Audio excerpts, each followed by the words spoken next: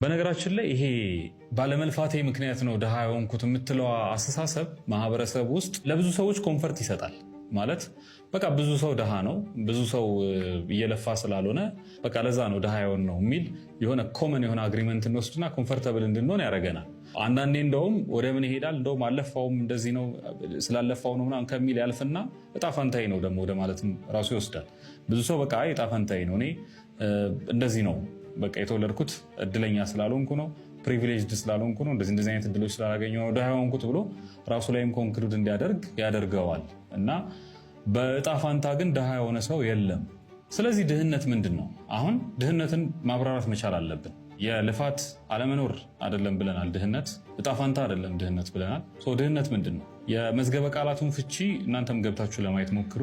ድህነትን ቀጥታ የሚያገናኘው ከገንዘብ አለመኖር፣ ከልብስ መኖሪያ፣ እነዚህ መጠለያ ምናምን የምንላቸው ነገሮች ከነዚህ አለመኖር ጋር ነው የሚያገናኘው።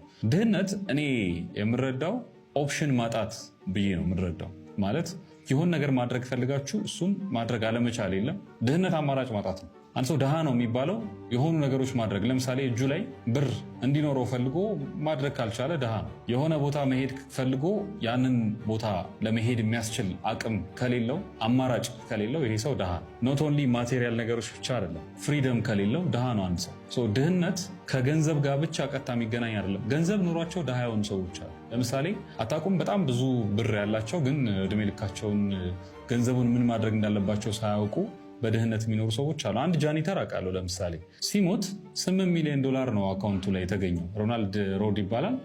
በቃ በጽዳት ነው የሚተዳደረው። ሌላ የተሻለ ስራ የለውም። ግን የሚገርማችሁ ሲሞት ወደ $8 ሚሊዮን፣ በጣም ትልቅ ብር እኮ ነው። አሁን በኢትዮጵያ ብር እንኳን ብታስቡት በመቶ ብር እንኳን ስንት ነው? ወደ 800 ሚሊዮን እንደዚህ አካባቢ። ያንም ያህል ብር ኖሮት እንኳን አንድ ሰው ድሃ ሊሆን ይችላል። እድሜ ልኩን በድህነት ሊኖር ይሄ ሰው። እና ድህነት ማለት ገንዘብ ማጣት ብቻ አይደለም። ገንዘብ ኖሮም ድህነት ሊኖር ይችላል። ኦፕሽን ማጣት፣ ኦፕሽኑ በተለያየ ምክንያት ሊመጣ ይችላል። ኦፕሽን ማጣቱ በእውቀት ማጠር ሊሆን ይችላል፣ በገንዘብ ማጠር ምክንያት ሊመጣ ይችላል። ግን ኦፕሽን አማራጭ የሌላችሁ ሰው ከሆናችሁ ድሃ ናችሁ። በቃ ቤዚካሊ እኔ ድህነት እንደዚህ ነው የምረዳው። ኦፕሽን ማጣት ስላችሁ ምን ለማለት ፈልጌ ነው? ለምሳሌ 10 ሺህ ብር ደሞዝተኛ ሆነህም አይበቃህም ብሩ። ከዛ ደሞዝ ያድግና 100 ሺህ ብር ትገባለህ። ላይፍ ስታይል ይቀየራል። የምትለብሰው ጫማ፣ የምትከራየው ቤት ምናምን ይቀየራል። ከዛ አሁንም አይበቃህም። በሆነ አጋጣሚ 1 ሚሊዮን ብር ማግኘት ትጀምራለህ በወር።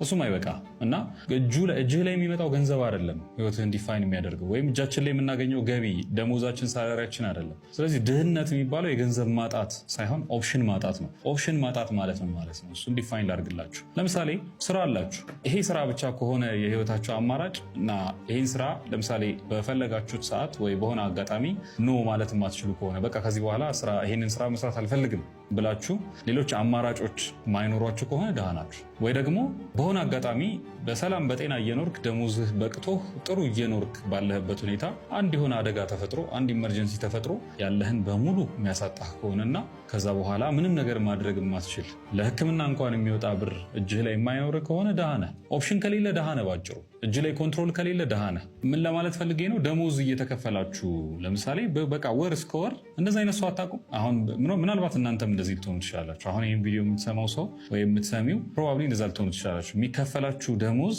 በወሩ መጨረሻ ላይ የለም። አካውንታችሁ ላይ ምንም ብር የላችሁ። ስለዚህ ወር እስከ ወር ነው የምትኖሩት እና መተንፈስ እንኳን ስትፈልጉ የምትተነፍሱበት ክፍል የላችሁ። ወይ የሆነ ነገር እንኳ ትንሽዬ ከለመዳችሁት ላይፍ ስታይል ወጣ ያለ እቺን ነገር ላድርግ ብላችሁ ስታስቡ ማድረግ የምትችሉበት አቅም የላችሁ። ለምን? ድሃ ናችሁ። ድህነት ይሄ ነው። ኦፕሽን ማጣት፣ ምንም ነገር አለማድረግ ወይም ምንም ማድረግ አለመቻል፣ እሱ ድህነት ይባላል። ይህንን ትንሽ ደግሞ ገባ ብለን እንተንት ነው። ድህነት የሚባለው ጊዜ ማጣት ነው። ጊዜ ማጣት ስላችሁ በህይወታችሁ ውስጥ ሁሌ ማደግ አለባችሁ። አሁን ያላችሁበት ቦታ ላይ የምትቀሩ ከሆነ በቃ ድሃ ናችሁ። ቤዚካሊ ለመማር አንድ ስቴፕ ለማደግ ሰው ህይወቱን ለማሻሻል ጊዜ ያስፈልገዋል። ማለት ሁሌ ሪያክት እያደረጋችሁ የምትኖሩ ከሆነ ሁሌ የሆነ ነገር ሲመጣ የቤት ኪራይ ስትከፍሉ፣ የመብራት ሲመጣ የመብራት ስትከፍሉ፣ የሆነ ነገር ሲመጣ እንትን ስትከፍሉ ምናምን በቃ ህይወታችሁ የሆኑ የሚመጡትን ነገሮች ምላሽ በመስጠት ላይ የተመሰረተ ከሆነ በህይወታችሁ አንድ ስቴፕ ከፍ ለማድረግ አፕግሬድ ለማድረግ ራሳችሁን ለማሳደግ የምታጠፉት ጊዜ አይኖራችሁም። ማንበብ ይኖርባችኋል፣ መማር ይኖርባችኋል፣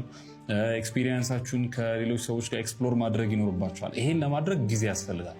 ጊዜ የሌለው ሰው አያድግም። ስለዚህ ጠዋት ወጥታችሁ ማታ የምትገቡ ከሆነ ማታ ላይ ጊዜ መፍጠር መቻል አለባችሁ ማለት ነው፣ ኦፕሽን እንዲኖራችሁ ለማድረግ። ለምን ኦፕሽን የሚኖረው ሰው ሲማር ነው፣ ራሱን ሲያሳድግ ነው። ግን ጊዜ የሌለው ሰው ራሱን ማሳደግ አይችልም። ጊዜ የሌለው ሰው ቤዚካሊ ድሃ ነው። ምክንያቱም ያቺ ስራ የሚኖርባት ስራ ወይ የሚኖርባት ኢንቫይሮንመንት የምትፈቅድለትን ነገር ብቻ ነው እያደረገ የሚኖረው ማለት ነው።